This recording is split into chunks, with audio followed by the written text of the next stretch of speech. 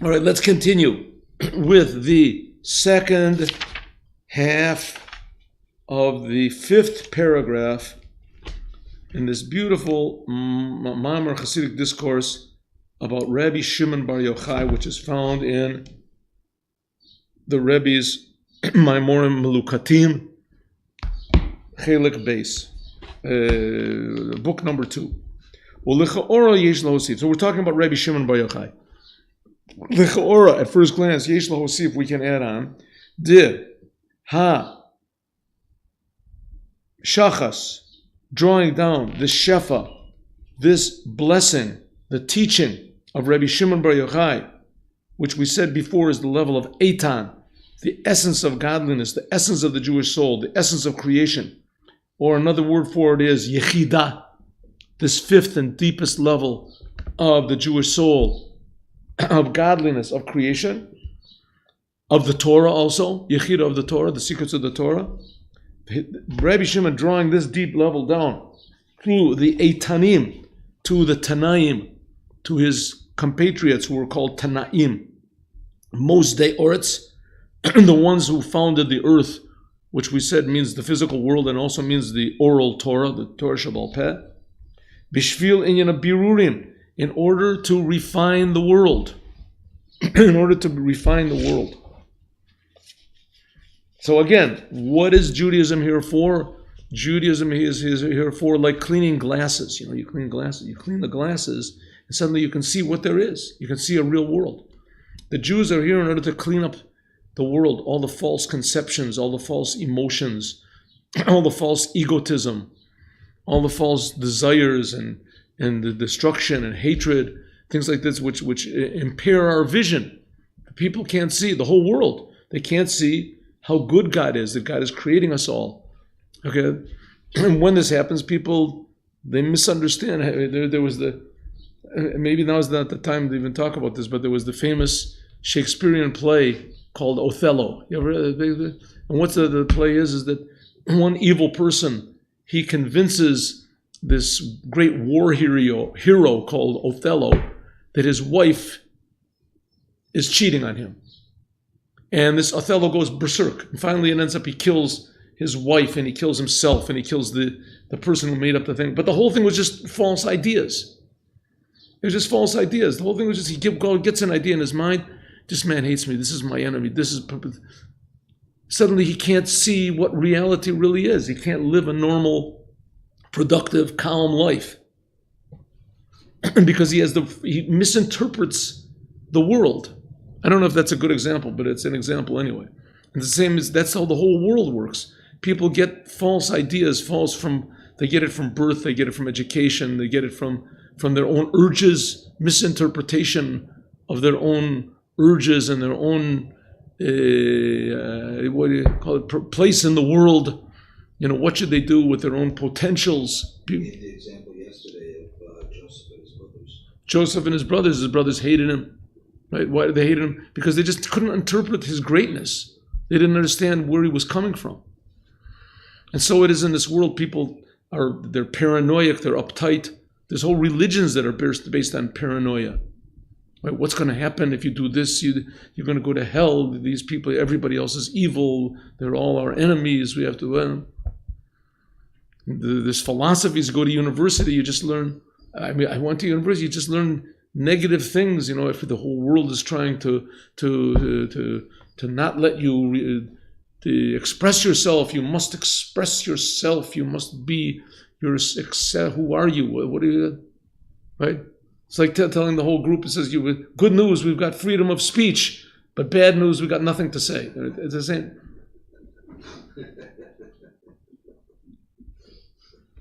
What are we supposed to be? So that's supposed to be the good news. Right. It's supposed to be the idea. Just because we have nothing to say doesn't mean we're not going to say it. So that's the idea of Judaism. Is supposed to be to let everybody know that, let God take care of the future a little bit. Don't be so uptight. You have a lot of good things. Everybody has good things. Do what you can to make the world good, and we'll see. There was the big famous one was communism. It's just so evil, and it was based on the idea that People with money are our enemies. They're trying to hold us down. We have to do something about them. Anyone who wants that there should be money in the world, these are enemies. And they killed people. One of my teachers told me that he lived in Russia and he saw the Bolsheviks taking rich people out of their houses and shooting them and throwing them into the river. He saw it. He says he was a child in school. Right? He saw him do it in 1918, 1919, whatever it was. The Lecheora Yesh Lahosif, we can add on the Hamshachas Shef of the Rashbi. The Chinas Eitan. Le'etanim, he drew down this level of Eitan to the Eitanim, to the Tanaim, in order to purify the world. Hu al derech, this is something like Hamavur, which is explained in another place, Be'inyan Yechida Shebenefesh. This level of Yechida of the soul. Okay, now what is this Yechida of the soul? Yechida of the soul is the deepest aspect of the Jewish soul. We talked about this before. This is the godliness, the innermost godly point of the Jewish soul. This is where the plug of the Jewish soul of each individual Jew, where he's plugged into the essence of God. To this, that Jew is willing to give his life for God, not to eat not kosher food, not to miss a day of putting on tefillin. He's willing to go crazy. Right? There's something all of a sudden lights up inside of him. Right? This Jew, he can't light on Shabbos. Right? A lot of Jews are lighting lights on Shabbos. God should protect us. All over the place, Jews light on Shabbos. This guy says, "What's it going to Jew? I'm a Jew. I can't light this light on Shabbos. I can't turn off the lights. I'm a Jew." What is it? That's this level of Yechida. What is this level of Yechida? The highest, most spiritual level of the Jewish soul, right? Not exactly. Listen. Tezeh shehayechida mispashet is this, that the level of Yechida. This is where is it expressed in the Daled Amos of a person, in the 4 Amas of a person. Shaluchi Daled Amos shaladam konas lo b'kol makom. Therefore, the 4 Amas of a person take possession in every place. Gam shalom midato, even without his knowledge. What does this mean? What does this mean? a person's domain. A person is domain, right? Is 4 amas. If a person is stuck in the middle of a highway on Shabbat, in the middle of a highway on Shabbat, and he's carrying something, so you can't carry that thing that you've got in a public domain. It's forbidden. It's a law in the Torah. Why God wants us this, I don't know, but He definitely does have this law, and you're not supposed to carry in a public domain. What's the definition of a public domain? We'll learn another time, not now. Can't carry in a public domain. It's near the end of the laws of Shabbos, where the Shimon Hay was. So what is this 4 amas? What is this 4 amas? So 4 cubits.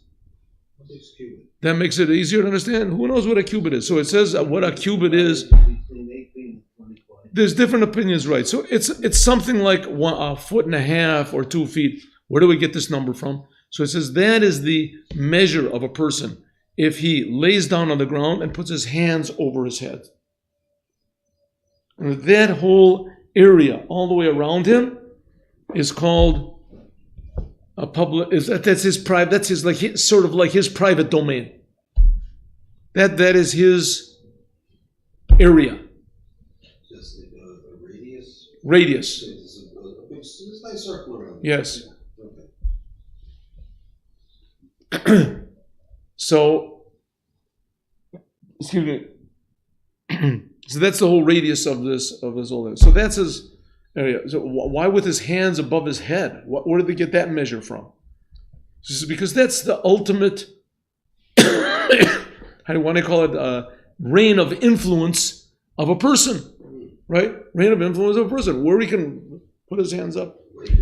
Now the interesting thing about the hands are that your hands can go also under your feet. You can stand up, put your hand under your foot, lift up one foot, put a hand under me. I have to be a little bit talented to do it, but you put one hand under your foot. So in other words, the hands can be the lowest thing in your body, and the hands can be the highest thing in your body. Highest thing in your body. So that expresses That's a person's domain.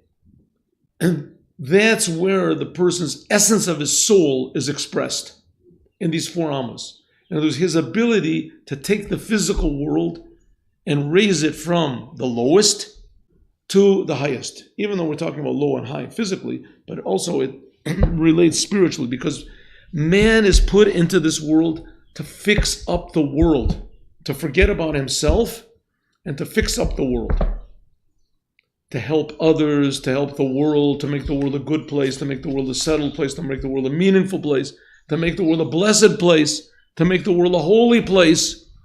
And that's done by using your hands, your influence, according to the Torah, because the Torah deals with the world, physical world, especially the laws of the Torah. Torah Shebal Peh, the oral Torah. Especially the laws of damages. Because in damages, that's when people forget about everything. Right? Somebody scratches my car, somebody somebody takes my wallet. That's it. All, what is it? Hades breaks loose. Forget about the Torah, forget about this. We're not talking about mafia guys. We're talking about big rabbis. Doesn't make any difference. You steal the rabbi's chair, you take away his this, all of a sudden you see ho-ho. Right? It's like a woman's wrath. Raffle. Sometimes you see these things that are just shocking. Okay, listen, it rarely, I mean, I lived in Bnei Brak.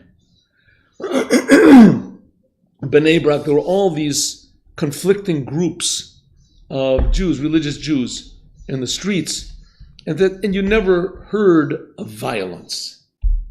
Sometimes the young people, just because they were young blood, hot-blooded, but you never heard of violence occurring.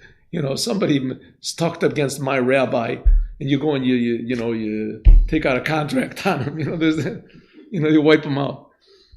By the Muslims, you say a wrong word, you mispronounce Muhammad's name. That's it. You're on the blacklist. You better find a basement to hide in, right? And then you're finished. Yeah, nobody wants to burn down the mosques. Nobody wants to do this. You say one bad word about the religion, and that's it. You're finished. You got to change your name. You have to have a face job. You have to go into police protection. Why? Even in Christianity, it's not that way. In other places, it's not that way. But let's say to a certain degree, maybe. Who knows? No, it's not that way. In Judaism, there's no such thing. Never was such a thing. Never was such a thing. Even in the time when there was the Holy Temple and there was the death penalty. Death penalty for blaspheming. For a person blasphemed, death penalty. It was almost impossible to actually carry out the death penalty. The person had to be warned. You have to say, listen, don't blaspheme. If you blaspheme, right, he has to say, I'm going to blaspheme. You say, don't blaspheme. If you blaspheme, you're going to get punished. He has to say immediately afterwards, I know it, and that's what I want. If the person says, he says, let me think about this for a second. That's it. Took too much time. Can't kill. There's in the Mishnayos, in Makot, it says Rabbi Akiva said, if I was in the time when there was the death penalty, no one would ever die. It says a court that would kill somebody once every 7 years, some people once every 70 years, that was called the killing court. Right. What is it? Beit Din Chablanit, it says. I think people above 60 or 65 are not allowed to sit on a capital case. If a person was not married, anyway, it was almost impossible to get somebody killed. I mean, you had to two witnesses, and the witness had to be together, and they had to had proper intention, and they had to tell the person and warn the person. The person had to say, "I know."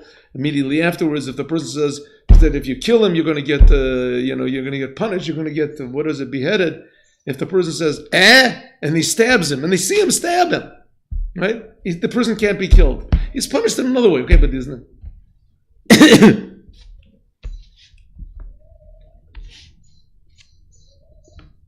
All right, let's go back to this. What are we talking? How did we get into that subject? the hands, the 4 amos of a person, and therefore daled amos shel adam, the 4 amos of a person, that takes possession for him everywhere, even without his knowledge. Hu davka b'chdei lekonot chafetz shemunach ba'em. It is only in order to take possession of a item which is within his 4 amos.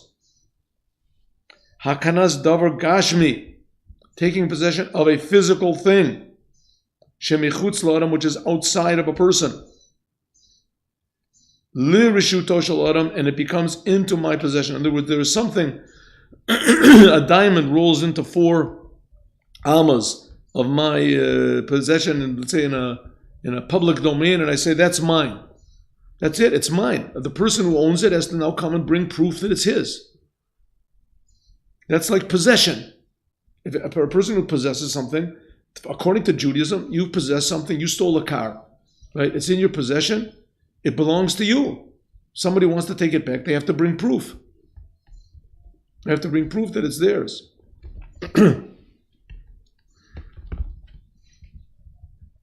If not, the world would be just total confusion, right?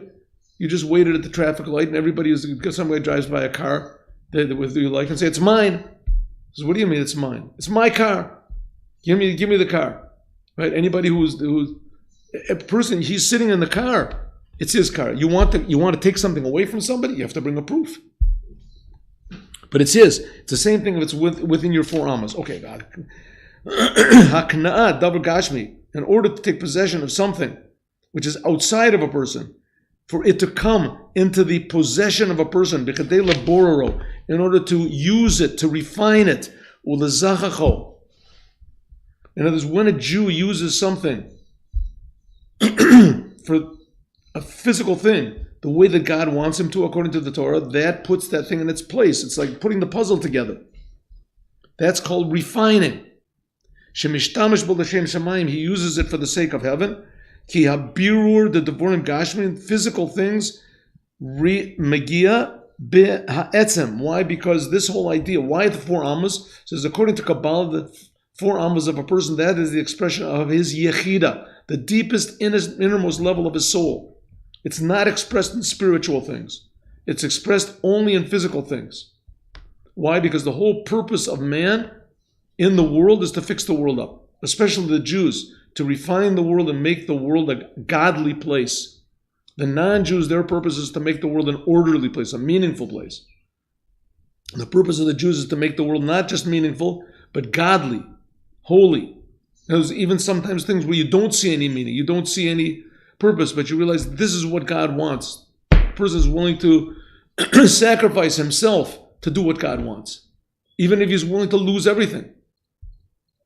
But he's going to do what God wants. He has to know what God wants first. But where is that expressed? In the physical world. That's the level of Yechida. That's what Rabbi Shimon bar Yochai brought to the world. The ability to live in the world, but to act, speak, think, and feel exactly the way your Creator wants you to. And that refines the whole entire world. Shehi mu'oreres v'nimshechas b'shvil inyan of birurim. I'm sorry, but al derech zeh, similarly, this is the level of Yechida, this innermost level of the Torah of Rabbi Shimon bar Yochai. Shehi mu'oreres, this arouses v'nimshechas and is drawn down in order to purify the world. You can see very clearly, you can see how wrong a nation can go if they have a bad leader. They have a bad example. Right? Here you have the German people. Most of the German people today, they can't believe that Hitler really did what he did. They can't believe it, that he did what he did. But he really did it. He really aroused them. They were all to a man. You know, they were sure killing the Jews is bad, killing the Belgium, killing the Nordics, the Russians. They're inferior people. It's a good thing. We're going to take over the world, the superior race. We'll have a greater Germany. They really believed it, just because of a bad leader. If they would have had a good leader, right? A good leader, everything could have been different. That's supposed to be the example, the point of revealing this Yechida. This Yechida is that the Jewish people become good leaders. They become good examples of what it means to be productive and value life and value the Creator's way of doing things. That's what Rabbi Shimon Bar Yochai is about. Revealing the godliness, the essence godliness, which is found only in this physical world. Arranging this physical world. Let's start the next paragraph. Vav. Alpi called now, according to this, now we can understand the Shevachim, the praises, Shohayim Meshabchim, as Rabbi Shimon Bar Yochai. The praises that they were praising Rabbi Shimon Bar Yochai, which are brought in the Maimer, Bechdei, in order to arouse Es Hashpa'ah, in order to arouse Rabbi Shimon to teach them, to bring from his inner incomprehensible connection to God, to bring these ideas out. Why Rabbi Yehuda Ka'arile called him Shabbat, and he said, Rabbi Yehuda said to Rabbi Shimon Bar Yochai, you are Shabbat, we are like mundane, and you are holy. And Man Penei Adon, and who is the face of God? This is Rabbi Shimon Bar Yochai. Why did he say specifically these two things? Ki hashvachim elu, these two praises, marumas, are hinting al amshachas elyona, on a drawing down from upper worlds, shemuvdal be'erich, which are separated, upper dimensions. That's not, instead of saying upper worlds. Upper worlds, you get the idea that is not here. We're talking about upper dimensions of reality.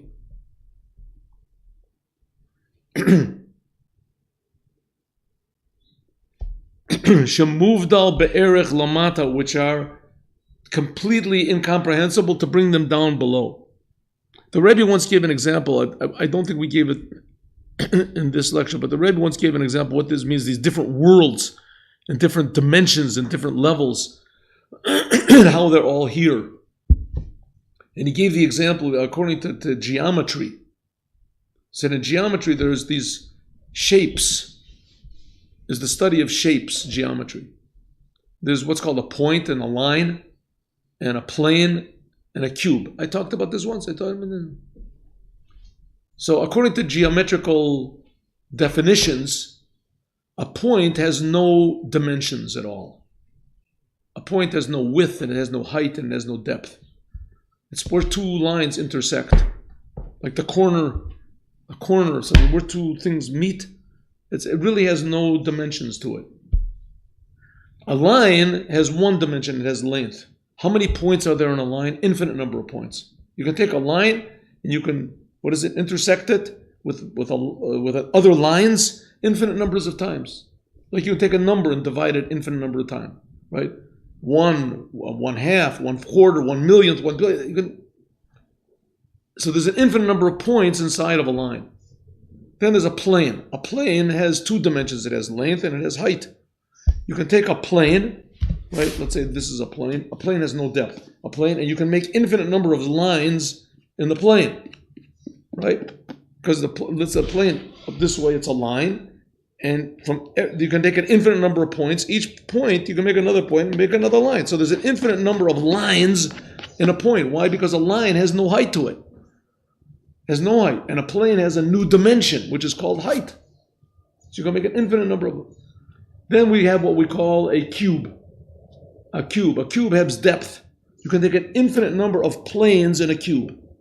Right? So there's an infinite number of points in a line, an infinite number of lines in a plane, and an infinite number of planes in a cube. How many points are there in a cube? So it says, well, infinite times 3. Because if there's an infinite number of planes in a cube, and there's an infinite number of lines in a plane, an infinite number of points in a line, so it must be that makes no sense. We live in the world of the cube. So we live in the world of the point. We live in the world of the point, and we cannot comprehend anything which is above us. We can't comprehend. Comes along a tzaddik and he reveals, listen, the fact of the matter is you're looking at the thing wrong. There is spiritual worlds. That's like the line, infinitely greater than this world. That's like the world of Yetzirah. Someone comes along and says, Yetzirah is God. Yeah, that's God. That's not God. It's just a creation. There's a world, a dimension which is infinitely more real than the world of Yetzirah. This is just an examples. This is not to be taken. Not to be taken literally, actually. And this is the world of, because a point has a point and a line, and this has the same reality. It's all within mathematics. It's just all mathematical concepts, constructs. One second. But here we're talking about reality. Reality. This is not intellectual constructs of reality. These are worlds that says that if a person would see an angel, he would die from fright, right? If a person sees a point, and all of a sudden you draw a line, a line. There's no such thing, right? So we have like point consciousness. We can't conceive of anything more real than what we are here. The fact is, the world of Yetzirah is more real, is closer to God, if you want to call it that. More of a dimension. So it's infinitely closer to God than we are. So, it's infinite, it's infinite. It says that's nothing. There was the world of Bria. That's like a line compared to a plane. That's infinite also. I thought infinite was God. It's not. It's not spiritual. Infinite is spiritual. And there's different levels of infinity. Different levels of infinity. Until finally you get to the cube.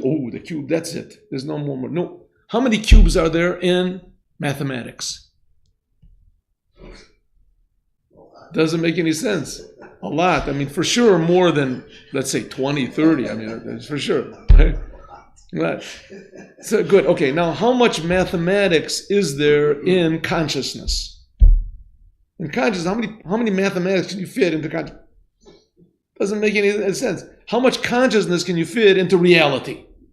These are different dimensions of reality. Right? This is just concept that we're trying to figure out with our point consciousness what this is. But we have people like Rabbi Shimon bar Yochai, we have people like the Rebbe, they're coming and telling us that, listen, you're looking at the little picture, right? There is a much bigger picture, and you can connect to this bigger picture by means of what? The Torah. The physical world contains the secrets. It says, it's Atah Yadei Razeh Olam. If we say it in the prayers of Yom Kippur, Rosh Hashanah, we say it in the nighttime before in Kriya Shema Elohim also. It says that they say that the Baal Shem Tov said the secrets of the world are deeper than the secrets of the Torah. So that's the idea of Yechida.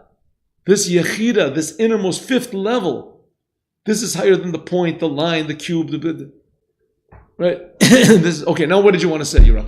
No, it's just interesting. I mean, I know it's a metaphor or analogy, this thing of the point, the line, the plane, and the cube. In reality, in this world, the world that we live in, the cube exists. Of course, but it exists. The plane doesn't exist, the line doesn't exist, neither does the point. Why? The point is closest, that's one, that's Hashem. You can't, cannot exist a line without depth. There's no such thing. I mean, it can exist in another world, but in this world, only 3 dimensions exist.